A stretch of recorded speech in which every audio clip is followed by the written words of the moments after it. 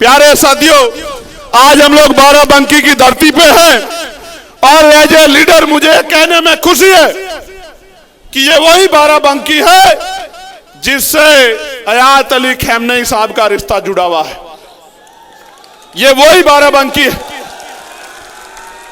और वो अपने राज्य में, वहां अपने देश में राज करते थे, अपने लोगों के लिए कानून बनाते थे। उनकी शहादत हो गई, मगर मैंने उनके बारे में जब पढ़ा, एक बात मुझे एज ए लीडर उनकी बहुत पसंद आई और मैं उनको सैल्यूट करता हूं कि उनको पता था कि उन पे हमला होने वाला है।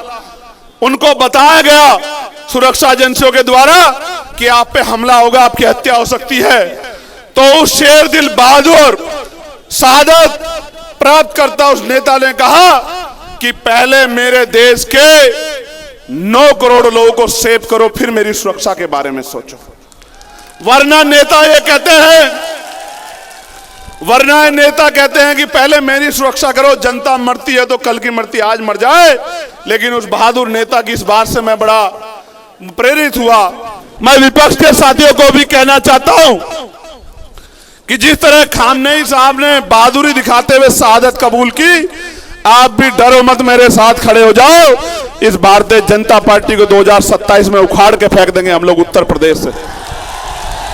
आप डरो मत, विपक्ष के साथियों डरो मत, मुकाबला करो। शहादत जिनके हिस्से में शहादत आएगी, समाज उनको याद भूलेगा नहीं।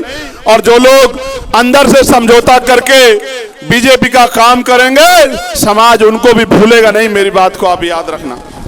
और प्यारे साथियों, मैं कहना नहीं चाहता, लेकिन यह भी सच है कि अगर सत्ता का संरक्षण कुछ लोगों को नहीं होता तो चंद्रशेखर आजाद को अपशब्द कहने से पहले शेर का दिल चाहिए।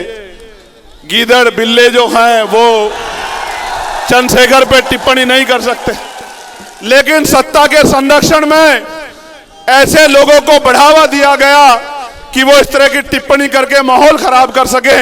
मैं ये भी जानता हूं कि उनके पीछे कौन है, मैं इस बात को जानता हूं। मेरी इंटेलिजेंस भी कम नहीं, मैं जानता हूं कि उनके पीछे कौन है। और मैं उन तमाम साथियों को कहना चाहता हूं, मैं पहले तो उस भाई का धन्यवाद दूंगा। इसलिए धन्यवाद दूंगा क्योंकि उसकी बार बार के हमले ने, जो उसने लाइव आके किया, मेरे सोए हुए लोगों को जगाने का काम किया और बहुजन समाज के लोगों में भाईचारा पैदा करने का काम किया। मैं इसके लिए उस भाई का धन्यवाद देता हूं और उसको मैं ये बताना चाहता हूं, उसको भी, उसके आका को भी, कि याद रखना मेरा नाम एडवोकेट चंद्रशेखर आजाद है। मैं किसी का कर्ज उधार नहीं छोड़ता हूं। राजकाज बनने दो, सूद समेत अगर कर्ज नहीं उतारा तो मेरा नाम चंद्रशेखर आजाद नहीं, याद रखना। प्यारे साथियों, मैं इसलिए नहीं कहना चाहता उन लोगों पे कुछ भी, क्योंकि वो एक सोची समझी साजिश से काम कर रहे हैं।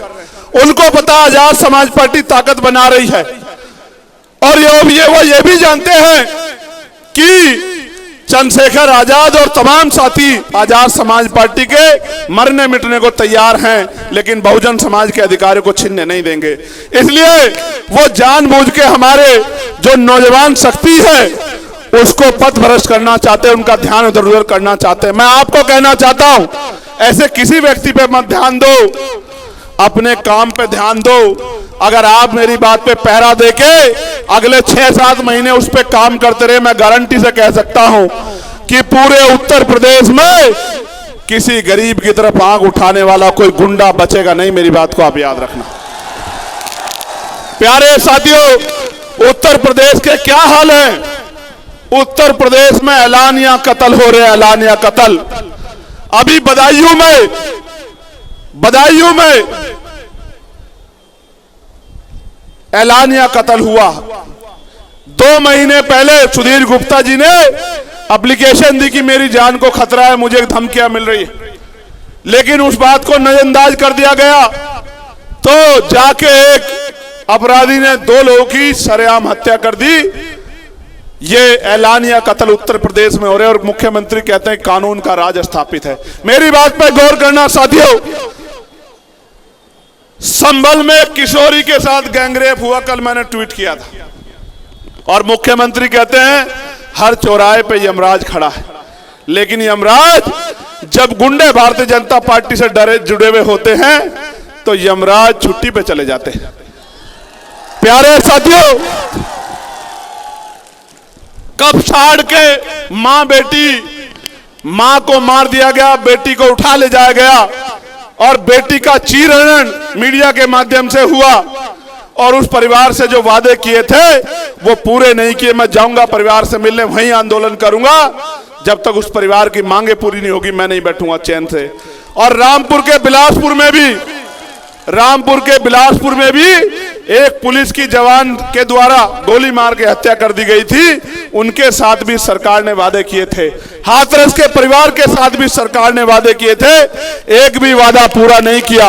मैं विपक्ष के साथियों को भी कहना चाहता हूं कि जिस तरह खामनेई साहब ने बहादुरी दिखाते हुए शहादत कबूल की, आप भी डरो मत, मेरे साथ खड़े हो जाओ। इस भारतीय जनता पार्टी को 2027 में उखाड़ के फेंक देंगे हम लोग उत्तर प्रदेश से। आप डरो मत, विपक्ष के साथियों डरो मत, मुकाबला करो। शहादत जिनके हिस्से में शहादत आएगी, समाज उनको याद भूलेगा नहीं। और जो लोग अंदर से समझौता करके बीजेपी का काम करेंगे, समाज उनको भी भूलेगा नहीं। मेरी बात को आप याद रखना। प्यारे साथियों, शाहजहांपुर में पाल समाज के हमारे एक बुजुर्ग के कान पकड़वा के अपमानित करने का काम हुआ। यह है उत्तर प्रदेश की सरकार जो बहुजन समाज के लोगों को अपमानित करती है।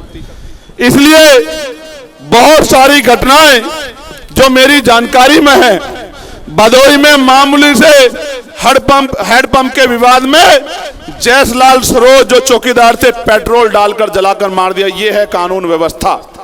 फर्रुखाबाद में नाबालिग दलित युवती को केरोसिन डालकर निर्मम हत्या कर दी गई।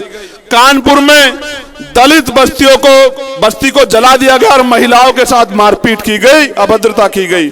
जौनपुर में 8 मार्च को थाना जाफराबाद में यश गौतम की 16 साल के बच्चे की हत्या की गई। जौनपुर के थाना कुटान में राजीव गौतम की हत्या की गई। थाना लाइन बाजार में बस चालक ललई यादव की हत्या कर दी गई। थाना जाफराबाद में प्रेमचंद यादव की जो जन सेवा केंद्र चालक थे, उनकी निर्मम हत्या कर दी गई। प्यारे साथियों, लखनऊ में सूरज गौतम नाम के छोटे से एक युवक की, जिसने सिर्फ होली की बधाई दी थी, उसकी हत्या कर दी गई। मोहम्मद उर्ने नाम के नाबालिग छात्र की सर पे गोली मार के लखनऊ प्रदेश की राजधानी में हत्या कर दी गई। बालागंज में निषाद समाज की युवती की निर्मम हत्या दुष्कर्म का विरोध करने पे कर दी गई।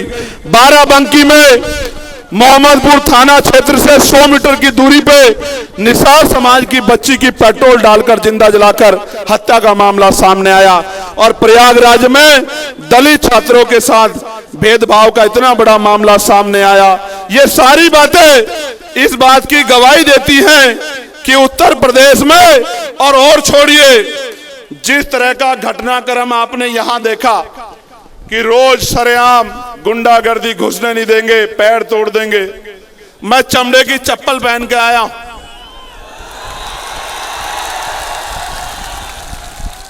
और भीम आर्मी का, आजाद समाज पार्टी का झंडा और डंडा दोनों इतने मजबूत हैं। और मैं बता देना चाहता हूं कि हम चमड़ा उतारना भी जानते हैं, उसका जूता बनाना भी जानते हैं, और समय आने पर सर पे पटक के मारना भी जानता है। इस बात को भूले ना कोई भी। प्यारे साथियों, हमें ऐसे गैर जिम्मेदार लोगों की बातों में आके, जिस तरह की गैर जिम्मेदारी यहाँ के कुछ अति ऊर्जावान और गैर जिम्मेदार नौजवानों ने दिखाई किसी के इशारे पे, उनकी बातों में आके हिंसा के और असंवैधानिक रास्ते पे नहीं जाना। मुझसे वादा करो ऐसे हाथ आगे करके कि ऐसे गुंडों के चक्कर में नहीं पड़ोगे। और अनुशासन में रह के संवैधानिक दृष्टिकोण से महापुरुषों के रास्ते पे चलने का काम करोगे। पक्का?